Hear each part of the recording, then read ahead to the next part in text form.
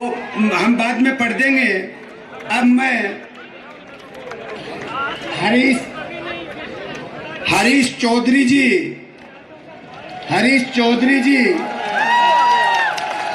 युवा नेतृत्व के धनी, समाज के युवा जो पधारे हैं उनमें नए जोश का संचार करने का काम करें। हरीश चौधरी।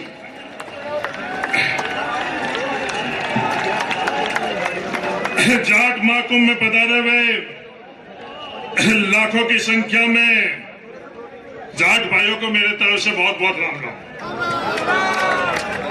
मैं तहे दिल से धन्यवाद देना चाहता हूं आयोजन करताओं को कि आज अपन सबको इस महाकुंभ में इकट्ठा करने का उन्होंने व्यवस्था करी है।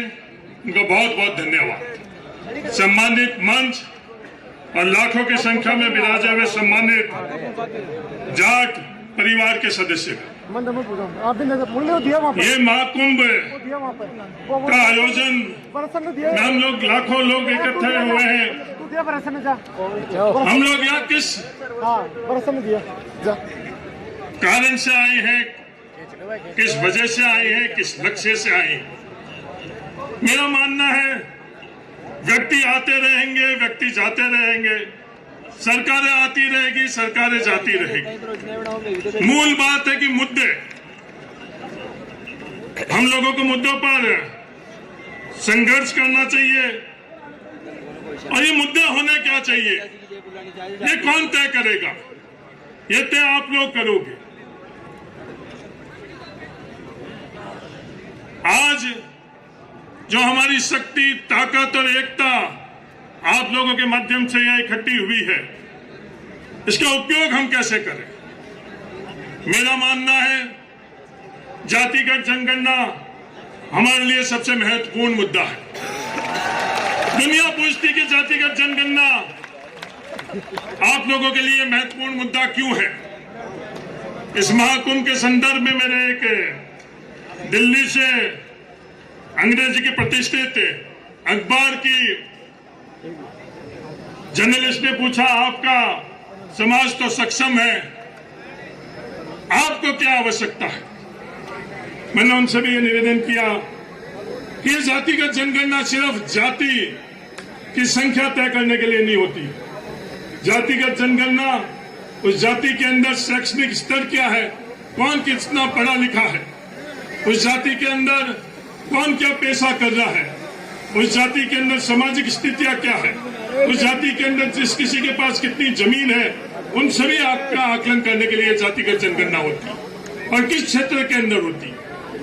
आज ये बात होती है कि जाट सक्षम है, ये बात और नारे हम खुद लगाते हैं, पर नीचे धरातल पर स्थितियां क्या है? हमारे यहाँ राजस्थान के अंदर भरतपुर के जाटों को आरक्षण नहीं दिया क्योंकि सामाजिक और आर्थिक तौर के ऊपर उनको सक्षम माना गया। राजस्थान सरकार ने राजस्थान राज्य अन्य पिछड़ा वर्ग आयोग बनाया कि धौलपुर और भरतपुर के जाटों का संदर्भ के अंदर उन लोगों ने अध्ययन किया। और राजस्थान सरकार के खुद के बनाया हुआ आयोग के अंदर जब मैंने खुद ने देखा कि भरतपुर के अंदर हम लोगों की स्थितियां क्या है, उस आयोग की रिपोर्ट के अंदर भरतपुर के अंदर 26.7% जहाँ जाट है, वहां नौकरी जाटों को कितना 1.7%। ये मैं नहीं कह रहा हूं, ये राजस्थान के सरकार का बनाया हुआ आयोग कह रहा है। ये एक और भ्रांति है कि हम लोगों के पास जमीन ज्यादा है। उस आयोग के अंदर जो पूरे राजस्थान के अंदर औसतन जमीन 3 हेक्टेयर है और भरतपुर के जाटों के पास औसतन जमीन सिर्फ 1 हेक्टेयर है। ये हकीकत है धरातल के अंदर। ये हम लोगों को तय करना पड़ेगा कि इस जातिगत जनगणना से हम लोग कि हमारे मूल धरातल में क्या स्थिति है। ये पूर्ण अधिकार तो अलग बात है।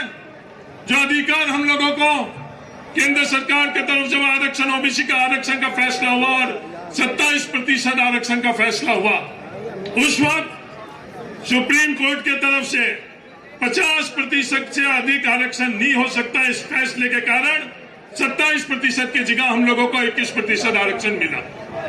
जब ईडब्ल्यूएस कि आरक्षण का फैसला हुआ, सुप्रीम कोर्ट ने वो पाबंदी हटा दी, वो कैप हटा दिया। तो जैसे ही वो पाबंदी हटाई, स्वतः ही जो हम लोगों के लिए फैसला किया हुआ 27%, वो अपने आप 27% हो जाना चाहिए, नहीं हो जाना चाहिए। हम लोगों को मांग करने की जरूरत है, अधिकार हम लोगों का है या नहीं है, ये मुद्दा है, ये सवाल है। एक ये बहुत बड़ी गलतफहमी हम सब लोगों में भी है कि हमें ओबीसी को आरक्षण है, ये गलतफहमी आप लोग निकाल दो। ओबीसी वर्ग को सरकारी नौकरी और शैक्षणिक संस्थाओं के अंदर आरक्षण नहीं है। ओबीसी वर्ग के अंदर 8 लाख रुपए से कम आय वालों को ही सरकारी नौकरी और शैक्षणिक संस्थाओं के अंदर आरक्षण है। तो ये जो बात होती है कि ओबीसी का आरक्षण है, ओबीसी का आरक्षण नहीं है। हम लोग आर्थिक तौर के ऊपर ओबीसी के अंदर पिछड़े हुए लोग हैं, उन लोगों का आरक्षण हमारी व्यवस्थाओं के अंदर है। और सिर्फ ये ओबीसी के अंदर नहीं है, सिर्फ ओबीसी में नहीं है, हर जाति के अंदर 8 लाख से कम आमदनी के लोगों का आरक्षण है। इसलिए हम लोगों को कुछ अतिरिक्त आरक्षण के माध्यम से कोई हक और अधिकार नहीं मिल रहा है। इस आरक्षण के अंदर विसंगतियां भी है। कहने में तो हम लोगों को 21% आरक्षण कागजों में मिल रहा है, पर हकीकत के अंदर 21% मिल रहा है या नहीं मिल रहा है, ये सवाल है। और सवाल का उत्तर है कि नौकरी के अंदर कहीं तो हमें सुन दिया पद मिल रहे हैं, कहीं 1% मिल रहा है, कहीं 2% मिल रहा है। यह आरक्षण की विसंगतियों के कारण जो हक और अधिकार 21% का है, वो भी हम लोगों को नहीं मिल रहा है। क्या ये हम लोगों के लिए प्रमुख मुद्दा है या नहीं मुद्दा है? पर यह मुद्दा जो विसंगतियों का था, उसमें मेरे पास कई बच्चे आए, छात्र आए, मेरे पास जो राजनीतिक पंडित है, सलाहकार है, उन लोगों ने यह भी सलाह कर दी कि आप ज्यादा इस मुद्दे पर काम नहीं करो। जो 24 घंटे राजनीति करते हैं, उन्होंने मजबूत से मजबूत लोगों को सल्टा दिया, आपका भी नंबर आएगा। पर मेरे पास 2 चीज थी, क्या इन नौजवानों का वाजिब हक है, इनके लिए हम लोगों के लिए संघर्ष करना चाहिए, या सल्टाने वाली राजनीति से डर कर और चुप रहना चाहिए। ये विसंगतियां हटनी।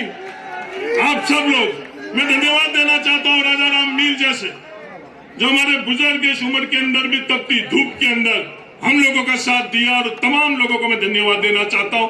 पर मेरे समाज को भी ओल्बा है इन मुद्दे के अंदर, जहां हम लोगों के खुद की ताकत बढ़ती है, उसके अंदर जो भागीदारी आप लोगों की होनी चाहिए, वो भागीदारी आपकी नहीं रही। ये ओल्बा मेरे आप सब लोगों का। अब इस विसंगति हटने के बाद ये जीत इन नौजवान छात्रों की रह गई। इस विसंगति हटने के बाद क्या सौडो पोस्ट होनी चाहिए? क्या प्रक्रियाधीन भर्ती हो रही है, उसके अंदर ये होना चाहिए? ये मुद्दा और ये सवाल है। आज राजस्थान के अंदर जो विभागों के अंदर रोस्टर नहीं बना हुआ है, ये रोस्टर होता क्या है? किस चिड़िया की बात है? रोस्टर नहीं होने के कारण किसको नुकसान होता है? रोस्टर नहीं होने के कारण हम लोगों को नुकसान होता है, क्योंकि कोई भी जनरल कैटेगरी नहीं है। मैं आज समाज को कहना चाहता हूं, जो श्रेणी जनरल कैटेगरी आप लोग कहते हो, वो अनरिजर्व्ड कैटेगरी है। उस अनरिजर्व्ड कैटेगरी के अंदर हर कोई पात्र धारक होता है, और रोस्टर नहीं होने के कारण हम लोगों के साथ अन्याय हो रहा है कि रोस्टर होना चाहिए, नहीं होना चाहिए। आज 40 सेंट्रल विश्वविद्यालय है, 40 सेंट्रल विश्वविद्यालय के अंदर एक भी प्रोफेसर ओबीसी वर्ग का नहीं है। यह आईना हम लोगों को दिखाता है। क्या ये व्यवस्था बदलनी चाहिए या नहीं बदलनी चाहिए? आज नेशनल सर्वे, स्टैटिस्टिकल सर्वे जो आंकड़े देते हैं, 27 रुपए हमारी किसानों की प्रतिदिन की आमदनी है, और कुछ लोग इस देश के अंदर 1000 रुपए प्रतिदिन की आमदनी रखने हैं। क्या ये सूरत बदलनी चाहिए या नहीं बदलनी चाहिए? आज मेरा आप सब लोगों से ये निवेदन है, जहां जहां आप लोग बैठे हो, जिस क्षेत्र में आप लोग बैठे हो, अपनों की मदद करो। ये हरीश चौधरी किस लिए बना? कि अपनों ने अपनों की मदद करी, इसलिए हरीश चौधरी यहाँ बैठा। मैं 89 केंद्रीय विश्वविद्यालय के अंदर अध्यक्ष बना।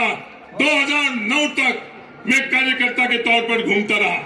जब हेमाराम चौधरी के पास अधिकार मिला, टिकट वितरण का उस दिन जिस परिवार के अंदर कोई वार्ड पंच नहीं था, उस परिवार के अंदर हेमाराम चौधरी जी ने एमपी के टिकट का फैसला करवाया। क्या आप लोगों को जब अवसर मिलता है, मौका मिलता है, उस कलम की ताकत अपनों के लिए इस्तेमाल करते हो या उस कलम की ताकत और अवसर को अपने और अपने परिवार तक सीमित रखते हो? ये सवाल आपके सामने है।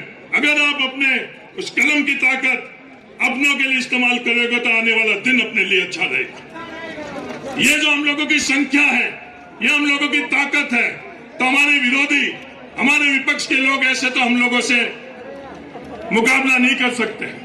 वो मुकाबला कैसे करते हैं? वो मुकाबला हम लोगों को बांट कर करते हैं। अफगानिस्तान के जो कबीले हैं, वो अफगानिस्तान के कबीले भाड़े के ऊपर लड़ते हैं। उन्हें यही पता नहीं चलता कि सुबह किसके लिए लड़े और शाम को किसके लिए लड़े। तो ये जो हम लोगों को आगे नहीं बढ़ने देते हैं, हम में से किसी को भाड़े के ऊपर करते हैं, उनको ये पता नहीं चलता है, कभी तो किसी से लड़ते हैं, कभी किसी से लड़ते हैं। ये भाड़े पर लड़ने वालों को आपको पहचानना पड़ेगा। एकजुट होकर हम लोग आगे कैसे बढ़े, किन मुद्दे पर हम लोग बढ़े। अंत में मैं एक और बात करना चाहता हूं। हम लोगों को यहां तक पहुंचाने के लिए सबसे मूल जो फैसला था 1954 के अंदर खातेदारी का अधिकार। इस खातेदारी के अधिकार के माध्यम से हम लोग जो मजदूर थे वो मजदूर किसान में बने। उसके बाद में 20-25 साल तक इस कृषि क्षेत्र के माध्यम से हम लोग आगे बढ़े। जिस किसी क्षेत्र के माध्यम से हम लोग आगे बढ़े, इन व्यवस्थाओं ने उस कृषि क्षेत्र को खत्म कर लिया। फिर हम लोग आगे बढ़ने का जो माध्यम नौकरी थी, जो सरकारी नौकरी थी, मैं समाज को कहना चाहता हूं सरकारी नौकरी कितनी है? जनसंख्या के अनुपात के अंदर राजस्थान में 1% सरकारी नौकरी है। क्या ये समय नहीं आ गया है कि हम लोग योग्य बनकर अपनी योग्यता के माध्यम से आगे बढ़े? गुजरात के पटेलों ने अपनी सीमाएं कहां तक रखी? दुनिया भर के अंदर गुजरात के पटेल हैं। पंजाब के सरदारों ने पंजाब तक अपनी सीमा रखी कि दुनिया में जहां भी अवसर मिला उन्होंने किया। केरला के किसानों ने क्या किया? आने वाला समय क्या है? एक क्रांति आकर चली गई। मेरा आप सबको ओल्डबा जो आईटी क्रांति थी, कंप्यूटर क्रांति थी, हिंदुस्तान के किसानों ने उसके माध्यम से अपनी हिस्सेदारी और भागीदारी बढ़ाई। पर जाट भाइयों, जो हिस्सेदारी और भागीदारी अपनी होनी चाहिए वो नहीं हुई। आने वाला समय किसका है? आर्टिफिशियल इंटेलिजेंस का, डेवलपमेंट स्टडीज का। इन सब क्षेत्र के अंदर हम लोग योग्य बने, अपनी भागीदारी बनाए। योग्यता के अलावा दूसरा और कोई जरिया नहीं है। इन नारों से हम लोग भागीदारी नहीं बढ़ा पाएंगे। भागीदारी सिर्फ एकजुट होकर, जागृत होकर, योग्यता से हम लोग बढ़ा पाएंगे। अगर आप एकजुट रहोगे, योग्यता हम लोगों में रहेगी, तो हम लोगों की भागीदारी बढ़ेगी। बड़ी संख्या में आप सब लोग आए हो, आप सब लोगों को तहे दिल से धन्यवाद। धन्यवाद। जय हिंद। राम राम। तेजा बाबा की धन्यवाद हरीश जी चौधरी साहब। पर जो भी एक कृपया